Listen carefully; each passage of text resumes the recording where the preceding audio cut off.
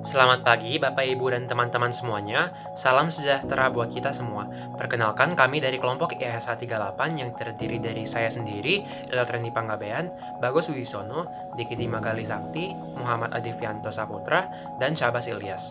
Pada kesempatan kali ini, kami akan mempresentasikan proposal penelitian kami yang berjudul Analisis Perbedaan Tingkat Stres Akademik Antara Murid Reguler dan Murid Percepatan di SMA Negeri 81 Jakarta.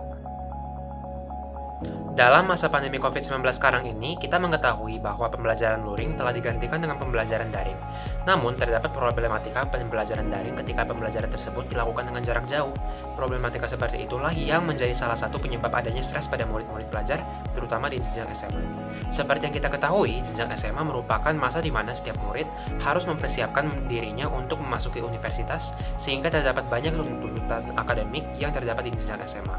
Mulai dari kegiatan belajar yang lebih sulit diikuti, banyaknya tugas yang diberikan, harus mendapatkan nilai rapot yang bagus, sampai harus mempertahankan nilai rapot dengan konsisten. Dengan adanya problematika tersebut, hal tersebut dapat menghambat murid SMA dalam mencapai tuntutan akademiknya. Namun, sebenarnya tuntutan akademik tersebutlah yang menjadi penyebab utama adanya stres pada murid SMA. Sehingga stres yang dialami oleh murid-murid SMA tersebut dapat dipanggil dengan stres akademik.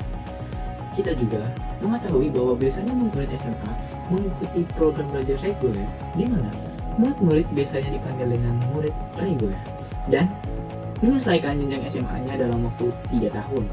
Akan tetapi, di beberapa sekolah jenjang SMA lainnya, terdapat program belajar 2 tahun yang biasanya dipanggil dengan kelas percepatan. Dalam kelas percepatan ini, murid-murid naik kelas setiap 6 bulan. Sehingga sudah pastinya intensitas belajar mereka jauh lebih sensitif daripada murid reguler, karena harus menyelesaikan materi dalam waktu yang lebih singkat. Selain itu, pastinya semua murid merasa pengaruh dari kondisi kegiatan belajar di pandemi COVID-19 ini diubah dari pembelajaran luring menjadi pelajaran daring. Terdapat tingkat stres yang mereka alami. Berdasarkan latar belakang penelitian kami merumuskan rumusan masalah yang akan diangkat dalam penelitian ini, yaitu, pertama, bagaimana perbedaan tingkat stres akademik antara murid reguler dan murid percepatan di SMA 81 Jakarta. Yang kedua, apa saja faktor yang menyebabkan perbedaan tingkat stres akademik antara murid reguler dan murid percepatan di SMA 81 Jakarta. Yang ketiga, dan apa saja dampak yang diberikan stres akademik terhadap murid reguler dan murid percepatan di SMA 81 Jakarta. Tujuannya, berdasarkan rumus masalah yang telah kami rumuskan, tujuan yang ingin kami capai melalui penelitian ini, yaitu, yang pertama, mengetahui perbedaan tingkat stres akademik antara murid reguler dan murid percepatan di SMA 81 Jakarta. Yang kedua, mengetahui faktor-faktor yang menyebabkan perbedaan tingkat stres akademik antara murid reguler dan murid percepatan di SMA 81 Jakarta. Yang ketiga, dan mengetahui dampak-dampak yang diberikan stres akademik terhadap murid reguler dan murid percepatan di SMA 81 Jakarta. Sekarang kami akan menjelaskan tinjauan pustaka proposal penelitian kami. Pengertian stres merupakan keadaan ketika seseorang merasa ketidaknyamanan mental dan batin yang disebabkan oleh perasaan tertekan. Definisi stres menurut Kamus Besar Bahasa Indonesia adalah gangguan dan kekacauan mental emosional yang disebabkan oleh faktor instinktif. Tanda dan gejala stres ini dapat mempengaruhi tubuh dan jiwa seseorang saat seseorang mengalami stres tubuh. Gejala stres ini tanda-tandanya yaitu yang pertama adalah kecemasan, ketegangan, kebingungan, dan mudah tersinggung. Yaitu selanjutnya tingkat stres. Menurut Priyo, pada tahun 2014, tingkat stres dibagi menjadi 3, yaitu stres ringan, yakni stres yang tidak merusak aspek fisiologis dari seseorang. Yang kedua itu stres sedang, yakni stres yang terjadi lebih lama dari beberapa jam hingga beberapa hari. Dan yang terakhir itu stres berat, yakni stres kronis yang terjadi beberapa minggu sampai beberapa tahun. Stres akademik. Stres akademik adalah tekanan akibat persepsi subjektif terhadap suatu kondisi akademik. Tekanan ini melahirkan respon yang dialami siswa berupa reaksi fisik, perilaku, pikiran, dan emosi yang negatif yang muncul akibat adanya tuntutan sekolah atau akademik. Dapat kita ketahui bahwa pada umumnya siswa yang mengikuti kelas percepatan seringkali merasa mudah stres. Hal ini dikarenakan persaingan yang ketat di antara sesama siswa kelas percepatan dan tuntutan untuk bisa mengikuti mata pelajaran yang lebih padat dan lebih cepat dari kelas reguler, membuat mereka berusaha untuk memberikan yang terbaik untuk bisa mendapatkan nilai yang tertinggi dan mampu bertahan di kelas percepatan. Murid reguler.